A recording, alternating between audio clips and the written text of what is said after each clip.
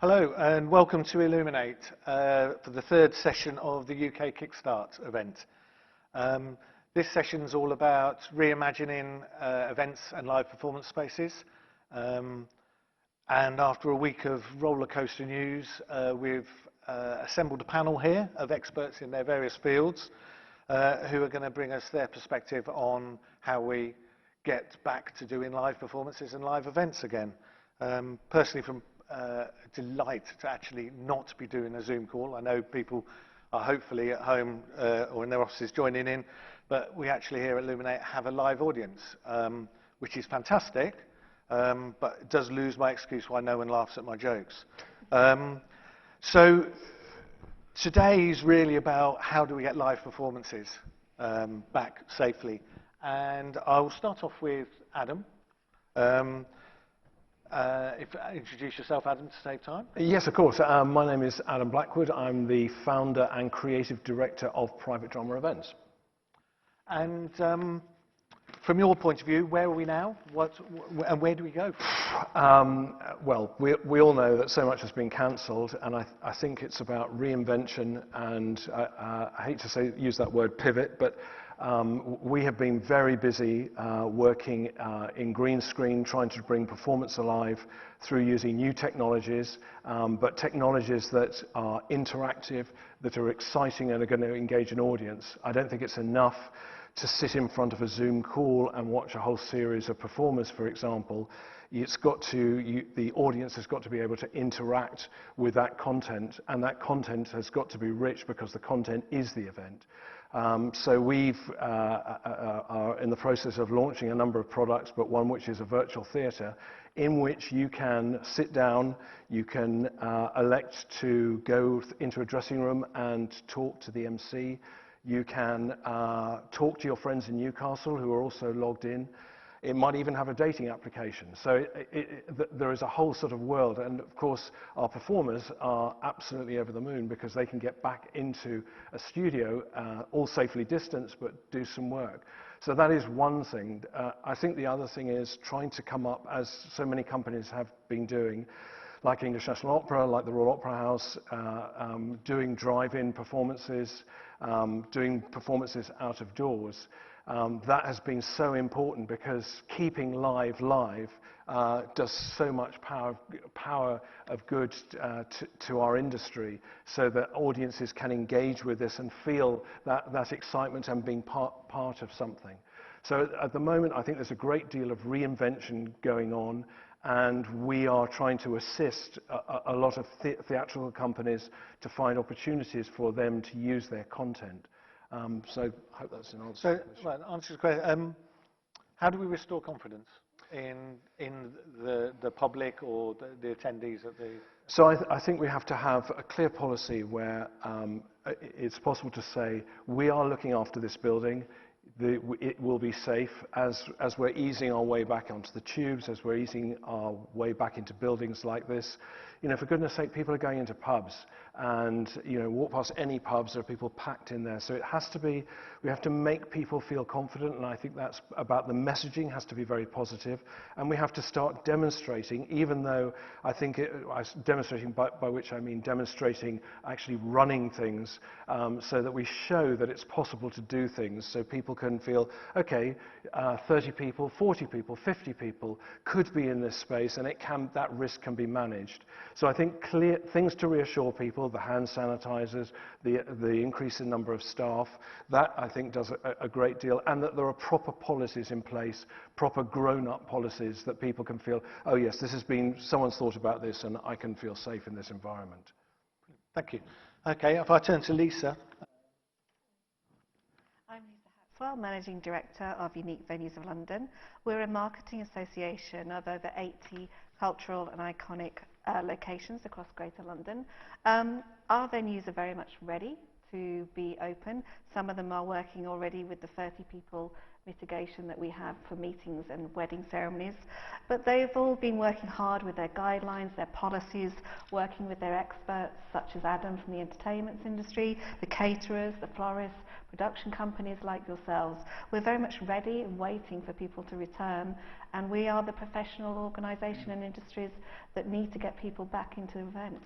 So in addition to Adam's comments, is there anything else you'd want to add as to how do we get that confidence back, that people will do events and will turn up? I think people, as time goes on, are getting used to going back to pubs and restaurants. Schools return this month, so people are going to be more on transport, out and about. Sporting activities beginning to increase on the ground level, not so much just being viewed on television. So confidence is gradually building, which will just mean that it will roll towards other things and other things like events. Okay, thank you. Clara, if I can come to you. Sorry, Nick, I'll skip you and we'll stay on the venue theme. Sure. Hi, I'm Clara. I work at Music Venue Trust. I'm the venue support manager there. We're a UK-wide charity that looks to protect, secure and improve grassroots music venues. So we deal with the kind of smaller scale venues. And for us, what we've seen, we did a survey back in May which sort of tracked audience confidence, and we found that actually by October a lot of people were indicating that they really wanted to go back to events, which is what we're starting to see. And so I don't think it's for a lack of keenness. I think actually it's about facilitating the opening up of venues, and I think people have a natural boredom threshold. I think they've reached it and they want to kind of go back to live events, and so it's about how do we work as an industry to get there. And I know a lot of artists and promoters and agencies want to start putting on shows again and gigs again, so helping them along to do that. And what would you like to see next? What would you like to see happen next? So technically we're on stage 4 of the government's roadmap to getting events back up and running. Stage 5 is events without social distancing at a fuller capacity. For us at a grassroots level, I'd really like to see a kind of steady ramping up of capacity. So at the moment we can get about 30% cap, which is economically not viable for our sector, but if we could do measures, mitigation measures that would steadily increase the capacity, 40%, then 50%, working up to 80 and above, that for a grassroots level would mean that events could start kind of up and running again at a level which isn't losing quite as so much money as it currently is.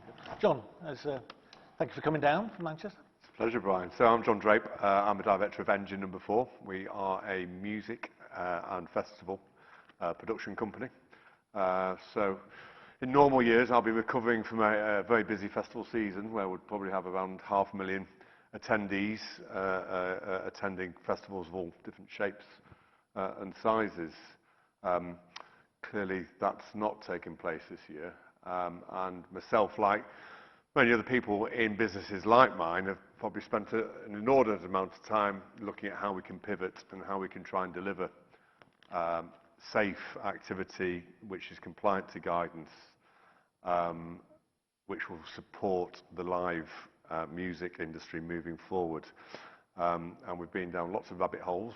I've costed more drive-ins than you can care to think about. But the one thing we have managed to get out of the blocks that has been well received and certainly has received an awful lot of publicity is the Virgin Money Unity Arena in Newcastle, a Newcastle Racecourse, which is an outdoor music arena. It's completely distanced. It's got distancing baked in. It consists of 500 viewing platforms, which can accommodate up to 5 people. And that's been running for 3 weeks now. It's got a 5-week run in total, and up to 2,500 people a performance. It's certainly not the future. The budget doesn't look particularly attractive. It's taken a promoter with some balls to get it off the ground. It's needed the underwriting of some funds from Virgin Money, and it's also needed a very cooperative, supportive local authority. But it has been gratifying to get some live music happening out in the field again. For me personally, it's certainly not the future, so I'm now looking at next year and how we can deliver a safe festival season without distancing, but while still having COVID in the background. And in terms of audience and people wanting to attend the events up in Newcastle, has that done well? It has done well, absolutely. I think there is, undeniably, we are, a very sociable people. We want to go out, we want to enjoy live music, we want to be in a field, we want to be in a field with our friends, and as much as we can consume Netflix and online entertainment, nothing beats that live experience. So it's done relatively well in terms of ticket sales. I think there was quite a lot of scepticism before we actually opened, because there'd been a number of events around the UK that had announced and then for various reasons hadn't actually got out of the blocks, hadn't taken place. I think people were sick and tired of applying for refunds, whether it be from airlines or from ticket sales. So I think we needed to prove ourselves. So having the publicity when it first opened certainly saw a big uptick in ticket sales. And we've been delivering matinees, so the other Saturday we had the Libertines do an evening performance and an afternoon performance. And it's not just been about music, we've had Jason Manford and Bill Bailey, so there's a comedy element as well as a children's element. But just to give you an idea, we've delivered a music arena which normally would have 15,000 people in it. And we've got a lot of the costs that you would associate with a 15,000 capacity music arena. You've got a stage that would normally have that many people in front of it. You've got toilets, additional toilet facilities. We've got the actual viewing platform, security, extra cleansing. And we've only got 2,500 people in it. So the numbers, if it wasn't for the fact it's running for an extended period, certainly don't make particularly great viewing. Thanks. And just a sort of question really to all of you. We'll come on to Nick and the solutions in a sec. But which is the biggest blockage? Is it the government requirement, the statutory requirement for social distancing that's stopping people coming to events, or is it people are scared? Is it they're not allowed to go, or they don't want to go? I mean, or is it a combination of the two? What would we start with, John? I mean, I think people do want to go. Clearly people are going to pubs, they're going to restaurants, eat out to help out. Clearly it was a massive success. The people want to get back into the hospitality industry. And we are, as far as I'm concerned, live music, theatres, we are very much part of that industry. And people do want to get back. They will listen to guidance. I've seen this firsthand in Newcastle. We've explained to people what they're expected to do, whether that be wearing a mask as they arrive at the venue, going through the ticket check process, and before they get to their platform. People are compliant. They're used to doing that in everyday life now, by whether going to the supermarket and wearing a mask or going on public transport. So, the basis of reopening has been set by these other sectors. It's now our turn to be able to have a go at reopening. Clara, would you agree with that? Yeah, definitely. I think people do want to go back. So we did a sort of study of all of our venues. We have over 800 venues, and we looked at their premises layout, and only about 100 could practically have the premises layout to accommodate the type of social distancing that the government requires. And so I do think that pillar at the moment, which is what the policy is based on, is really the big thing that makes it just economically not viable for music venues to put on live gigs. Because as John was saying, the costs are the same, artist fees, guarantees, they need to be paid, promoters need to be paid, agents, all of that. But if you've got a 100 cap venue and you can only get 10 people in when you factor in the staff, I mean, it just doesn't make sense to put on a live music event. Grassroots music venues don't make a lot of money anyway, and so when you're kind of factoring in losing even more money, it's just, at the moment, just not viable. So one of our venues has attempted to put on music, but they're losing about £1,000 a night, and that's just not sustainable in the long term. So I think it's not a lack of audience will, it's that kind of, it's the policies in place at the moment which are sort of getting in the way. So that's dealing with the consumers, and then Adam and Lisa, you're generally dealing with corporate clients. I suspect it's a slightly different story in that, without naming, the blue chip clients probably don't want their executives flying around the world or all being in a situation because they would feel, liable? Is it the corporate clients that we need to? I think that I certainly, from my business's point of view, no one is doing anything for 12 months in the corporate world, and that's across the major blue chip companies, and that comes from high up. They just don't want to be seen to be hosting something that could be a risk. I think corporates are far more risk averse than what the general public will do in their own private life. So that element, I was told categorically, nothing for 12 months. So that business is going to have to go virtual because people need to communicate. And I think it's our role as a creative industry to try and meet that and match up to that and come up with solutions which are exciting and innovative and can keep our audience engaged until we can return to virtual, which is to live, which is obviously what we all want to do. Lisa? Yeah, we're absolutely seeing what Adam's described. I would say there's interest in hybrid events. So the possibility like today, where you've got people, a certain amount of people in the rooms, and then obviously a wider audience online. And a lot of the venues have gone down that route of being able to facilitate that with the professional suppliers that they have on board. So the combination of the two might encourage people more to think, actually, I'll go to that event because it's not so many numbers. And hopefully over time that will become more of a norm. Cool. Okay, thank you. And now we'll turn to our last member of the panel, or last but one member of the panel, Nick. Nick's coming from a completely different side of things, so I'll let you... Yes, I'm Nick Wells. I'm the founder and owner of a company called Power Plan Services. It's an engineering consultancy that specialises in sort of the mechanical services and air conditioning within like major venues and theatres. In particular, that's one of the sectors of the business. And one of the things we're looking at, of course, is the risk of the coronavirus and in the built environment, primarily through the air conditioning system, and whether that can be transmitted, and the risks associated with the different systems that you have. And so that is an interesting one. Large theatres, in particular the older style theatres, have full fresh air systems, generally a once-through air system. So have full fresh air being pumped into the auditorium and being extracted at roof level. So it's a once-through. It's the more modern theatres that use recirculation plant and from an energy efficiency point of view and a modern technology and control systems.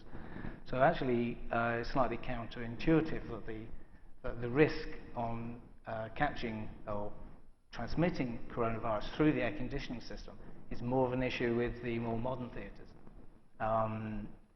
But they can be addressed, and there are control measures that you can introduce for that. So I would have said that because one big questions people say when we carry out the risk assessments, that risk assessment has to be done on a venue by venue basis because it's like very system specific. But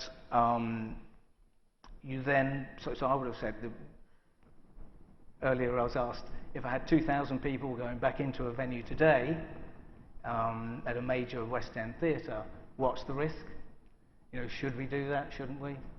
And I think within the auditorium itself, I think the risk is pretty low because of the once-through ventilation system. So the risk through the ventilation is low.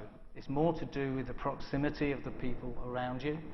It's to do with how you enter that theatre. And the pinch points is whether you have a busy bar or not. So, and whether you access the toilet facilities, etc. So those are the pinch points. But within an auditorium itself, I believe the risks are pretty low. And I know you've been working with various bodies on using things like CO2 to measure how good the air circulation is and the air movement is. Do you want to explain some? Well, yes. I mean, by measuring the carbon dioxide within the system, especially on a recirculating system, you can get an indication of how much fresh air is being introduced, and so that can be controlled. But if you do have systems where you do have recirculation, then there are methods of reducing the risk by putting ultraviolet sterilization in or enhanced filtration. So there are technologies that are available, well-known, mature technologies for this. And one of the things we were sort of saying, you're asking me about the difference between an open-air venue and the inside and outside issue.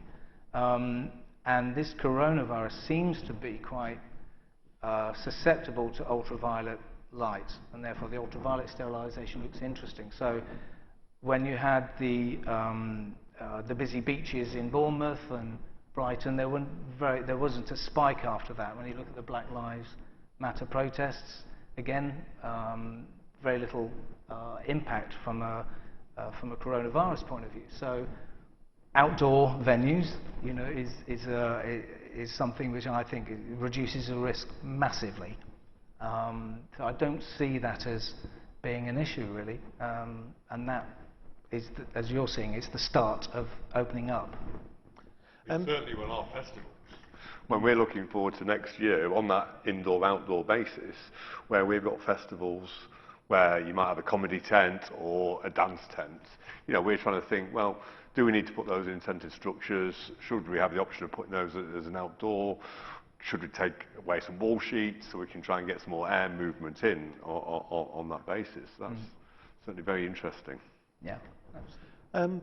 I mean, I heard on the select committee this morning, they were talking about potentially kite marking venues. I don't know if, I mean, that's the first time I've heard about that, but where they're actually talking about certificating venues. I mean, is there an ability, is there a scientific way that venues could be, you know, someone like yourself could come along and say, this venue, look at this beautiful venue we're in now, yes, we can give that as a kite mark because it is capable of circulating air at X cubic meters. I think that's perfectly possible. Yeah. I mean, you would have an individual risk assessment on a venue-by-venue basis, and you would then describe or define any of the control measures that would be needed to reduce the risk. And you know, so that's really, because that leads into the giving public confidence that if I'm only going to go to a venue that's got you know, red or yellow air conditioning, you know, air movement, but I'm not going to one that's got blue, for instance, or whatever. yeah, and I think I would be perfectly comfortable going into a large venue with full fresh air ventilation, far more so than going into a restaurant or a pub, personally. And the reduced risk from outdoors, is that down to the air movement, moving the aerosols, or is that down to the ultraviolet, or do we not know and we suspect it's probably a combination of the two? I think it's a combination. I think there's still a lot to be learnt from this. There's a lot of research going on. One of the things which is interesting is that there's a lot more talk about the finer particles rather than the large particles. The finer particles staying airborne for longer periods and remaining contagious for longer periods, up to 16 hours in an airstream. They are just as contagious. There's been some research on that at Tulane University in the States. But it's down to, I guess, dosage levels. It's viral load. So you either are exposed for a long time to a small dose, so potentially within a restaurant, sitting 2 hours at a table, but you're being exposed to a small dosage, or is it somebody who's within a metre of you and you get a short, sharp dose? So I think there's a lot of work still to be done in that, but that's the thing of particular interest. I mean, one thing we've talked about and has been endlessly talked about is the risks to the audience. And I remember with our own team talking very early days about some of the venues we work in. Actually, you can do events in the main ballroom, or however, back of house. You know, anyone who's been into a West End hotel, they're like rabbit warrens, and you know, you simply can't get people in. What are the risks? You know, we've heard a lot about the risk to the audience from musical instruments and from people singing on stage. Is there any risk the other way? You know, are the performers?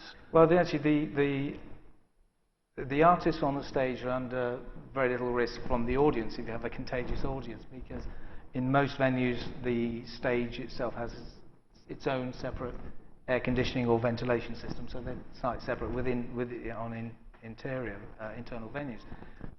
But I guess a lot of the cast are effectively within their own bubble to a certain extent. Backstage is an issue because generally there's very little space, small changing rooms, tight spaces, quick change areas, etc. And but I know a lot of work has been going as people are putting a lot of work into that in terms of how they manage that, how they are disinfecting costumes between shows. There's a big issue from that. But no, I think the audience hasn't. There's no real risk from the artists, for the artists from the audience. So let's fast forward a month or so, and suddenly we go to stage 5, and we're told that social distancing is no longer required. There is a theory that may coincide with the end of furlough because we can't have one without the other. What happens then? What are the challenges? Start with John. What are the challenges if suddenly social distancing is no longer required? Is the challenge consumer confidence, or are there commercial challenges? For instance, ticket refunds. What happens if someone turns up and your door staff point a heat gun at them and they're over temperature and they say, "But I paid 70 quid for this and I've been waiting"? Well, I mean, the festival market is we work over a 1-year cycle. So, right now within the festival industry, lineups are being announced for 21. Tickets are being put on sale because we've got this wonderful VAT break from the government. So everyone wants to take advantage of that. And everyone wants to try and restore consumer confidence by announcing the lineups and giving something for people to look forward to next year. And certainly when you look across Europe, there's been a number of festivals that have announced Primavera and Roskilde, which have all sold out very, very quickly, which clearly is a very positive sign for the consumer appetite.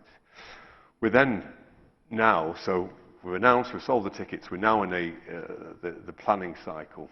So now we're starting to put together our event plans and preparing to meet the safety advisory groups with the various different local authorities. And the challenge we're going to have to work through, and I'm hopeful we can work through it, is looking at what do our plans, control measures, management strategies look like on site at a festival to deliver that festival safely. Because we all work under premises licenses, so we've got some very clear objectives there, including public safety, where we need to uphold that objective. And we're going to have to work through the various different guidance to demonstrate to the local authorities how we are going to meet that guidance, how we're going to uphold those objectives and deliver that particular event safely. I think up till now, we've found, well, certainly personally, from engaging with a number of different local authorities, there is some concern and just in terms of the amount of guidance that's out there, so there's a little bit of confusion, possibly. But I'm hoping that over the next few months, we can start creating a little bit of light at the end of the tunnel. Now, what does that look like on the ground? What are these control measures? What will a festival look like next year? Is clearly in development. If COVID's still going to be in circulation, then it's how do we mitigate? Temperature testing, is one tool in the bag, but again, there's still quite a lot of research being done. Whether that helps temperature testing at the door. Would it be better to have an actual test before people came in? Do people have a passport to say that they can go into that event because they've been tested or had an antibody test? That's clearly a possibility. And the use of PPE, sanitisation, cleaning regimes, etc. It's not, in my view, going to be one thing that solves this, because the vaccine isn't going to be the one thing that solves this crisis. It's going to be a number of these different pieces of mitigation that come together to provide a safe environment for both the customers, the artists, and the staff. And that's what we need to work together as an industry. And we are good at doing that. I think as an industry, we're very good at responding to challenges. We're very good at dealing with risk. I think our safety record as an entertainment industry is very, very good. So we're used to doing risk assessments. We're used to doing threat assessments. We've seen the rise of terrorism, and we've met that head on in terms of doing threat assessments and making different arrangements. And I see COVID in the same light, and that's the way that we need to approach it, with our very sensible risk-based approach.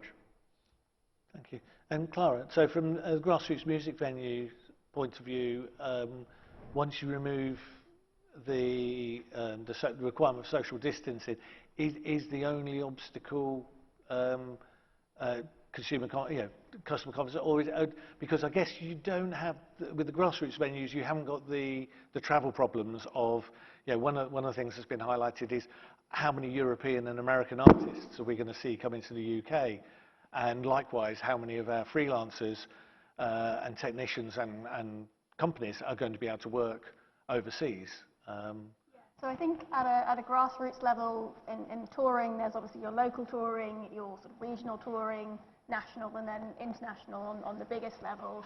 I think I agree with everything that John said as well.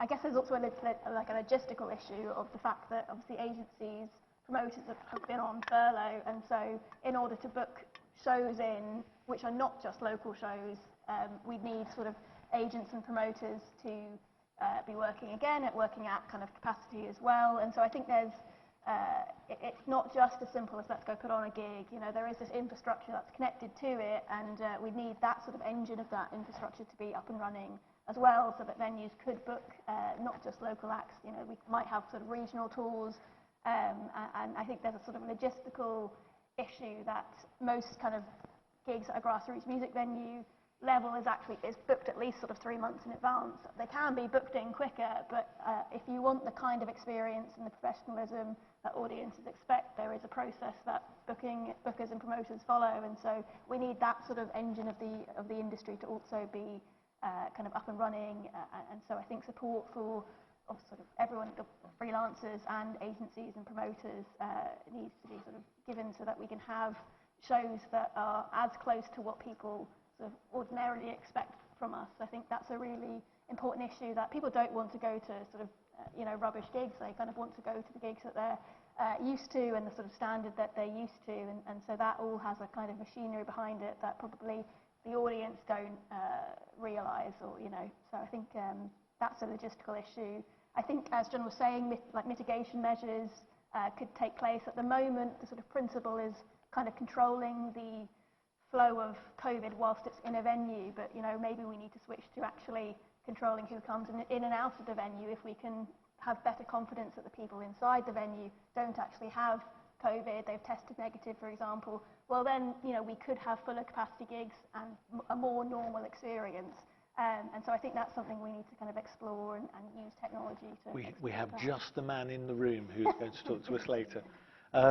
So we're talking 12 months lead time for the festivals, probably three months for the grassroots. From a corporate events point of view, what's your? I mean, I guess it varies. I mean, I should know this. It does vary. I mean, obviously, as I say, we can do events now for up to 30 people in terms of meetings, wedding ceremonies. But in terms of if social distance is gone, how quickly do you think? Yeah. Immediately, really. Yeah. We're so used to having licenses, risk assessments, procedures, guidelines. That's nothing unusual to us. So we're ready to do things. It's just and pre-COVID, what was the typical lead-in from the first inquiry where they're being shown around here to a venue like this to them actually? It can be anything from a week to 6 months. Yeah. Adam will say some are very quick and the turnaround's quite so I mean generally we do a lot of work for different charity fundraisers, so Duke of Edinburgh, Prince's Trust and Save the Children. Generally that would be a 6-month lead time. I think one of the things that's worth remembering is that we have got an audience for those sorts of events who tend to be much older, a bit more anxious, very risk averse. They worry about every aspect of putting on a charity event because it has to make money. And I'm finding at the moment, getting that confidence to come back to even booking the venue, having moved it, postponed it from this year to next year, I'm really struggling because they just can't see themselves yet. They can't imagine 700 people sitting down to dinner in the Guildhall. That's what I'm up against at the moment. And whilst you are absolutely right, we're very good at doing risk assessments and mitigation and method statements. We do all of that. There's still that kind of, well, should we be doing this? Maybe we'll just do an online auction. And that's one of the things that I think we've got to overcome, in the same way that apart from the live event, which is outdoor, which is slightly easier in terms of perception, a rainy night in November on Shaftesbury Avenue with 1,000 people piling in piling out, I think. All piling out, yes. That's where I see the real, when things are the new normal or back to normal, is when you walk up Shaftesbury Avenue and you're just surrounded by people. And that's the really difficult thing to get over, I think, of just seeing those old Matcham theatres crowded with people who just pour out into taxis and you're all, up against each other. And I think that's getting that confidence back into those buildings is the biggest challenge, I think. So in terms of getting, answering the question of getting live events, live performances back on, as an industry, there isn't an issue internally.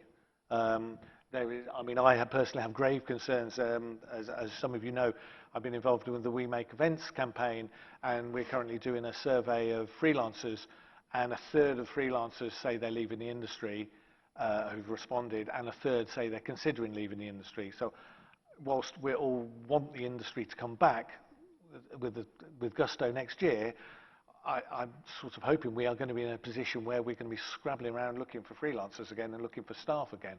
I think it's not just freelancers. So and companies. In my world, for example, we will have promised to a charity, a particular band, they like that artist, that we are talking to music.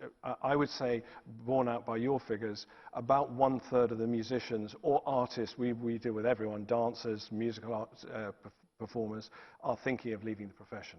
And that, for example, on the South Bank is an orchestra. That would be one orchestra out of the festival hall. So it's shocking statistics of people who just they cannot live anymore. So they've got to do something else. So I think it's our duty really to vote with our feet, to show people what can be done, like, in terms of the festival, that all coming back, finding solutions and giving that confidence back. I think you'd find. I was shooting with some artists in the studio and we were all socially distanced, but it was great to be back together, doing live stuff, singing, dancing, and finding a way, because obviously we couldn't do any partner work, finding a way to do that so that it's still engaging. And I think we as an industry are very good at disrupting and changing and pivoting. And I think we've got to do more of that, and we've got to put the message out there that the confidence that you can come back, it will be safe, and I think it will be a slow process, but I think it's our duty to put that message out very strongly. So essentially what we're saying is as an industry, from a technical and administration and marketing, we can do our job. We can get the live industry. And we're relying obviously on government and legislation and people like Nick to help convince the legislators and the authorities that we should be allowed to do events. So actually, in answer to the question, how do we get live performances back on, is we have to provide confidence to the people who attend them. If anyone would like to argue with me on that, is that?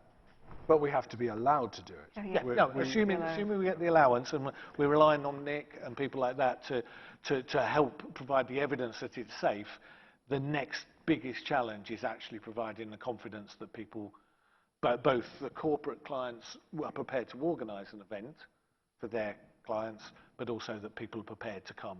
They don't say, I've been invited to this lovely thing, but actually there's going to be a lot of people there. I don't think I want to go.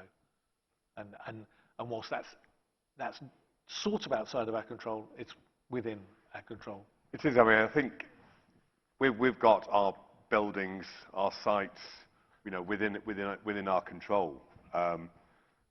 Clearly, a factor that has a massive impact is transport, what's happening with the tube, what's happening with transport networks in general, because we need people to get to our events safely and go home safely. So when you think about going to theatre for the night, you consider your journey path as well. Yeah. And there's some consideration needs to be given to that, because the focus in the very early days of this, I was on several Zoom calls with people saying, how do we get, with various innovators, theatre innovators and so on, saying, oh, we could do this, we could do that.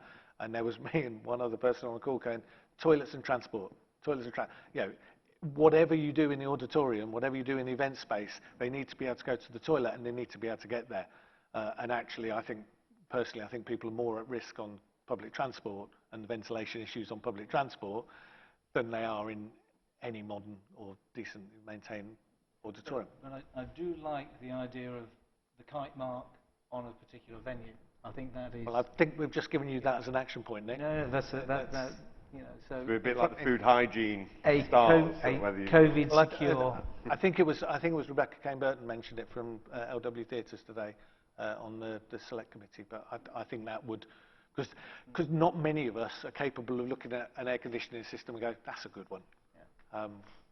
But you might be the only one on the panel who can do that. So, as sort of a way of wrapping up, but also as part of this whole confidence, we've lost Adam because he's had to shoot off to another meeting, but his replacement is John, who I met recently on a virtual Zoom call.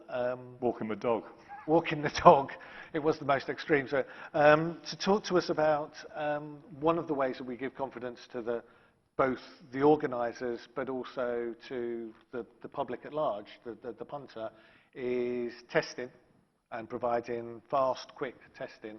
And I think that's your bag. Thank you. Yeah, so it's interesting to listen to the panel, and we understand, the restrictiveness of the current conditions, and until you can get to stage 5, the economic viability of doing anything is really quite questionable with the events you guys have been mentioning.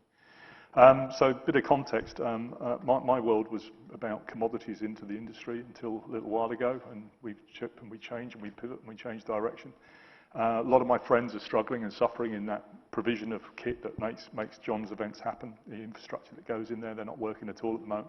So I was very keen eye on the industry, and I was very interested to see what Melvin Ben came out, who was on the select committee this morning, talking about the full capacity plan some time ago. And it was lovely because instead of everybody just going, when can we do something, and the government going, no, there's somebody who's actually saying, well, look, here's a potential route map that we can do it. And it was founded on 2 things. It was founded on high and accurate testing, sensitive testing that could give you some kind of window to do something, because there is an incubation period with this disease. And then what Melvin was hoping for was that the NHS app would develop to such a stage that would give this clinical passport that we're talking about. Sadly, neither was the case at the time. Anyway, about 2 weeks later, I came across a little post on LinkedIn that's changed my life from a guy called Nick Lamb, and Nick runs a company called Travel Safe Systems. And they're looking at airline flight, and if you look at it, the way it got here was by flights.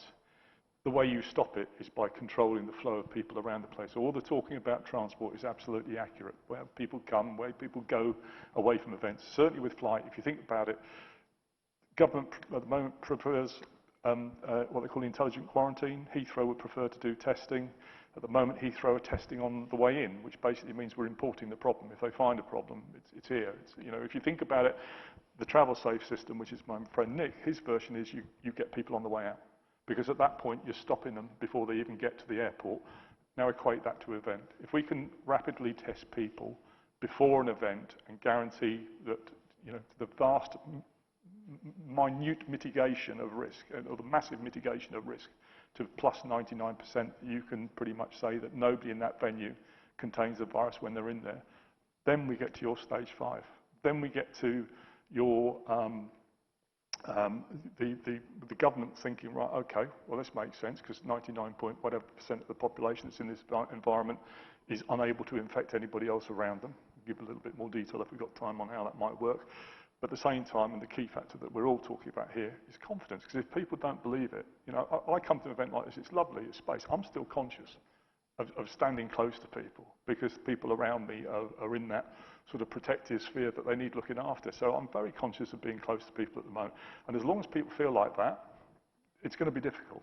But anyway, what I came across was a system that enabled a test result to come back in 45 minutes. The key kicker of this test is the sensitivity behind it. There are lots of tests that you may hear about, they do it in 5 minutes, 30 seconds, whatever. What really counts is the point in time that you're picking up the virus. The testing system that I'm talking about, and you're going to hear more about it because the World Health Organization is coming out about it, the UK government is starting to switch on about it, it's called LAMP testing, which is loop-mediated isothermal amplification. It took me 6 weeks to learn that, I have to tell you. Can we just go with the initials? You can. Okay? LAMP is easy. LAMP connected to a technology called iWarrant.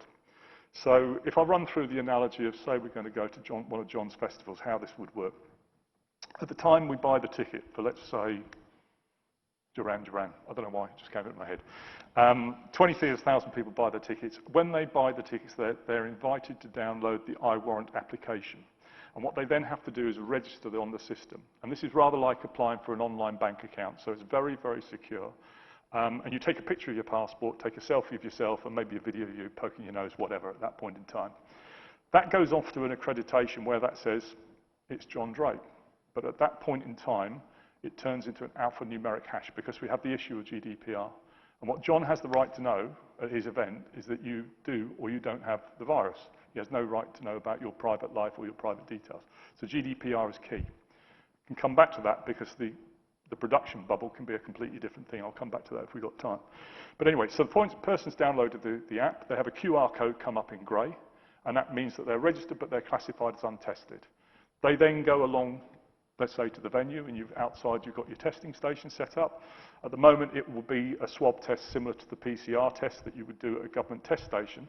But what happens to those tests is they get stuck in a transit van and taken to a laboratory where, to be honest, if you're Boris or somebody like that, you might get an answer in about 7 or 8 hours, but more likely for the likes of you, me, and the rest of the people in this room, it's anything up to 92 hours before you get the test back. Functionally, not very useful. Very great for understanding the binary position at that point in time. Not good for our industry. With LAMP, it changes the game completely because we get a test result in 45 minutes from the point they take the test, because everything's done at the point of care. So we're either local to venues. If you'd imagine transport hubs or maybe a chemist shop might have this in, let's say, so here's the Nirvana moment, you get tested where you're locally to home, you get on the train and go somewhere, you've already got the test done. So the test process is, let's say it's on site at John's place, you come in, you show them your QR code, it gets linked to a barcode, and you take your swab test. Your barcode then or your QR code then goes blue, which means you're pending, and thank you very much, off you go and look at Facebook, do your email, whatever you want to do for 45 minutes. At the end of that 45 minutes, the machine-based technology defines whether you have the virus or not. Positive results come out in about 35 minutes, and a negative result will come out in 45. All automated, straight to people's phones. So if they have a red, we've discovered an infection in you, you've got to obviously have then your organisation, protocols that channel those people off the site.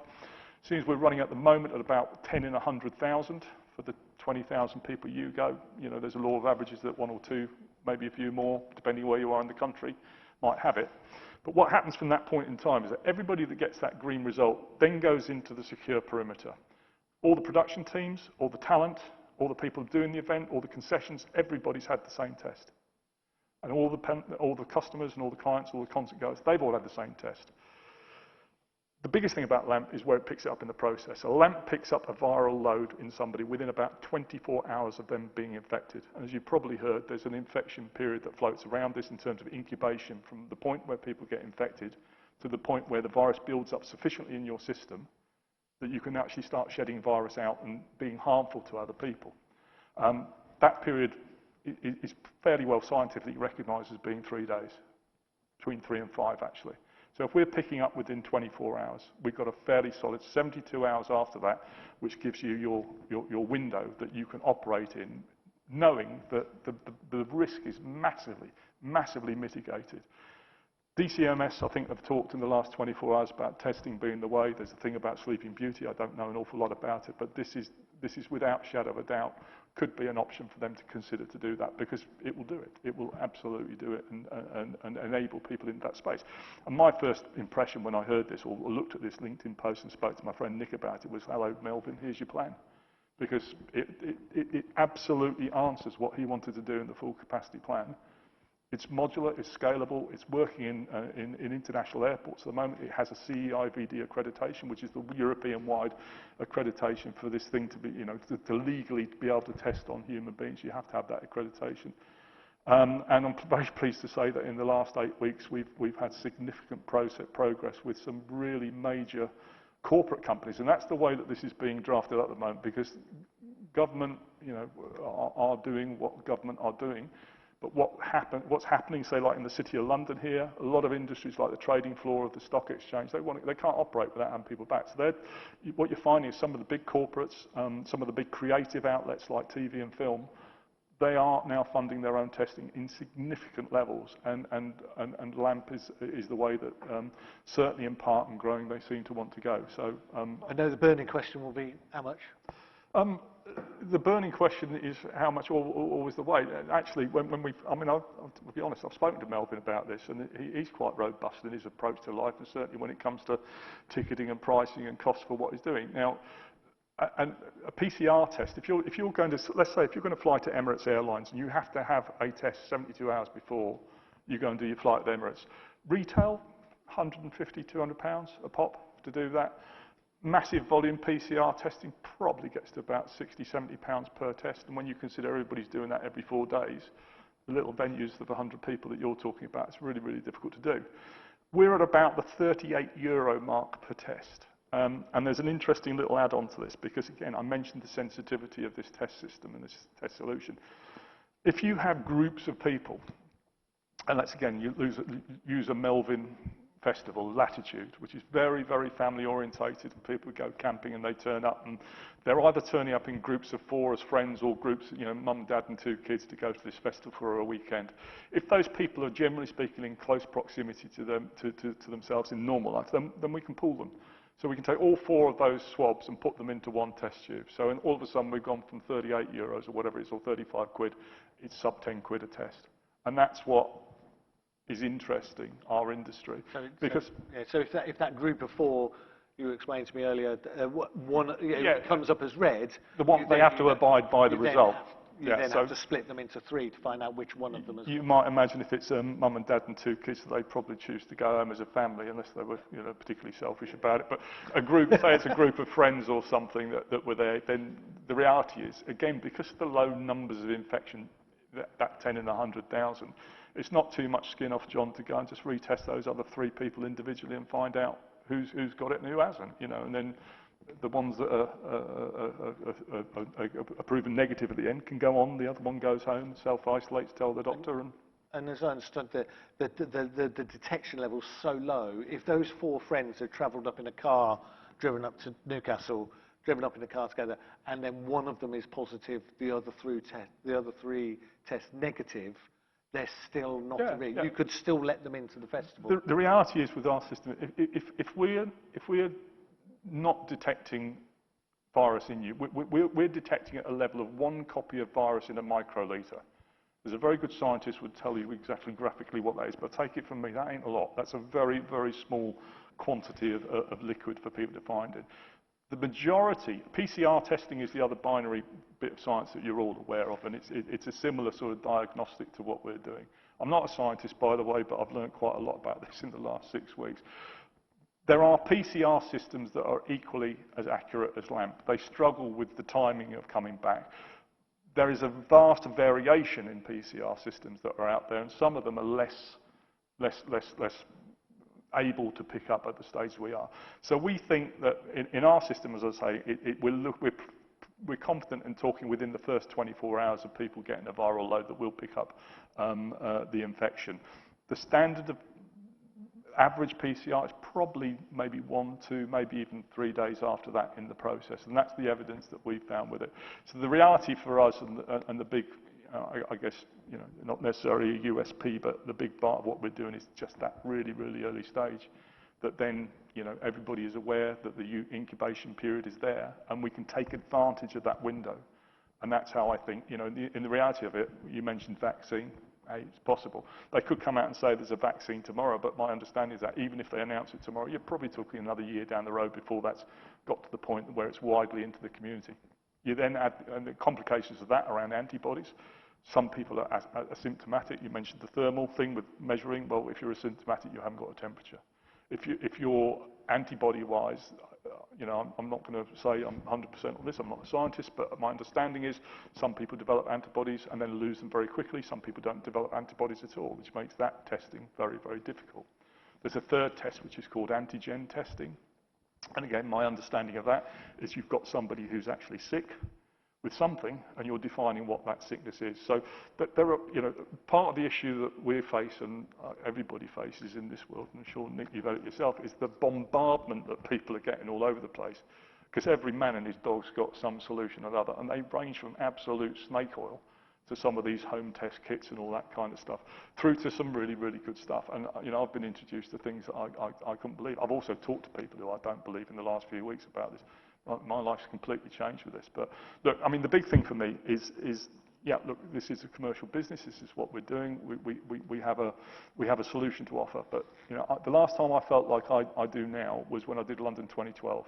And I did a lot of work around that. And I felt I had a real positive vibe from that we're actually doing something really good that is helping, you know, in that instance, create a fantastic event that I was proud to be a part of.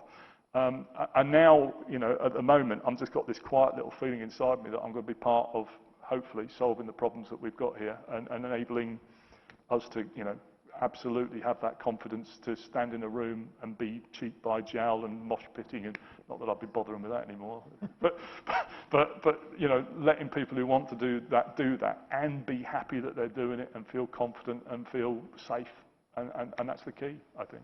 Brilliant, thank you. Have we got any quick questions for John before we wrap up, either from the audience or... So John, presumably with your app, if you have had the vaccine, that could be built into it as well. So if you turn up at one of my shows, you might not have had the test, but you've had the vaccine. So you can have you can have a green QR code in that instance. In that circumstance, the key factor about it's Nick Lamb who's developed the iWarrant system, and Nick's background is military technology and intelligence technology. So this is all monumentally encrypted kit that's based on, you know, a commercial version of what would be top secret. The word that we use is immutable. It's an immutable record. You cannot tamper with that record. So yes, we can integrate all kinds of things into this. So if I led this actually slightly into the production environment, which is the work we tend to be doing at the moment, is creating secure working environments. Mentioned GDPR and the right for you to have your privacy. Well, that all changes if you have an opt-in. And if we have an opt-in from people, then we can talk about accreditations, you can talk about access to different areas, and everything can be integrated into the application about what locations people can go to, where they can work, where they can't, where they can be. And there's so much that you can you know, additionally provide information for. So again, if you think about a corporate like Goldman Sachs who've got an HR or maybe a medical division, as long as we've got the opt-in of the staff, they can have a full dashboard on what's going on around them and can see the visibility of exactly how their teams of people are working, what state they're in, you know, what process in the testing environment, send out an amber alert. You can send an alert out if you've got an issue somewhere or a breach of the security perimeters and things like that. And then invite people back from testing at the appropriate time when they need to be retested to come through the process again. But you start thinking, I mean, you start, you know, you could go from a village fete or a small cap event, but when you start thinking about the really big things that we all want to do, let's think about Premier League football. The numbers are eye-watering, they really are, because you're probably talking for full-on game days for 38 weeks or however many they do, filling every single stadium in the UK. You're probably talking the best part of a couple of £100 million to do it. But then think about Harry Maguire's transfer value at 89 quid or Neymar at 200 million euros, and the product that Premier League football is, which is effectively TV stuff around the world, which is losing 30% of its value in terms of the emotion that's in the crowd, and, you know, the full product of football for TV is not there. Take that on a step and think about Japan 2020, and which is now hopefully Japan 2021. And I have an understanding, and I'll be knocked back down if you want, but I know how much they spent on London was a lot. Well, Japan, my understanding is that Japan has currently invested somewhere in the region of $20 billion US, and they haven't had an event. So if you think about, You know, I've done a back of a fag packet on that. And look, you're probably heading for north of $1 billion for them to do that. But then when you think about that's actually 5% of their original investment, and they're potentially giving themselves an event that could then happen. You know, that's the real, you know, if we might as well shoot for the moon and see where we land up, you know, and that's it. But I think, you know, I believe, and there's a lot of science behind this, and the government really is coming in behind it now, but they know they're going to have to test. You know, they said this thing right at the start, test, test, test. Well, you know, it's taken them 6 months, but hey, they're going to get there in the end, I'm sure. But you scale it out. You know, we open up, if we open up John's show, we also open up the pub next door, we open up the restaurant, we actually open up the workplace. We open up TfL. I've just come on the tube, and you know, this is a ghost town, London at the moment. You get on the tube, you get on the train, you're a single person on the carriage. We could open up TfL. You know, what you do in one place opens up another place if you get the testing right. And look, it's taken a little while to get there. You know, you know, I'm not saying we're the only solution in any form whatsoever, but we're pretty credible. And I guess from a personal perspective, you know, I've been selling things, you'd never guess that clearly, for quite a long time. But normally what happens when you're trying to talk to somebody about it is they have to absolutely be convinced because they don't want to spend the money. Whereas this, as an experience for me, is entirely different because the buy-in I'm getting from people who absolutely fundamentally know they've got a problem and have spent, Melbourne being a great example, the last 3 or 4 months with a fine-tooth comb, going through the different options and possibilities that are in front of them that they're able to deal with. And I haven't only had one person who's told me what we're doing is stupid or not practical or not feasibly possible or not logistically possible. You know, it's different courses for courses and different events. You know, events in London might be a little bit more challenging than the big rural event where you've got a huge car park to go for. But the real game changer for this, I think, on a mass level, would be when the likes of, let's say, every Lloyd's chemist and every Boots chemist and every transport hub. So you think about a ticket office at a tube station, which is underused because everybody does their Oyster card. Just imagine if they converted them into test stations. All of a sudden, they open up the entire tube and bus network around London, and all of a sudden, they open up the entire economy around London because you can get on the tube, you can go to the O2, you can watch Pink, you can go to a restaurant and go to the Emirates and watch Arsenal play the next day, all within the same thing. So, you know, there we go. Brilliant. Thank you, John. Thank Sadly, we've run out of time. I didn't think we'd end up discussing getting the 2021 Olympics up and running. That's a live performance. I'd like to take advantage of the scenario I'm in. Absolutely. We'll get details. I'm looking for Alicia. We'll get details of John and everybody else's biog on the White Light website overnight, especially John's, because I'm sure there'll be people who want to contact him. All I can say is thank you very much to my panel. And thank you for having a live audience. How fantastic is that? And well done to UK Kickstart for getting this event. And onwards and upwards to live performances and live events. Thank you.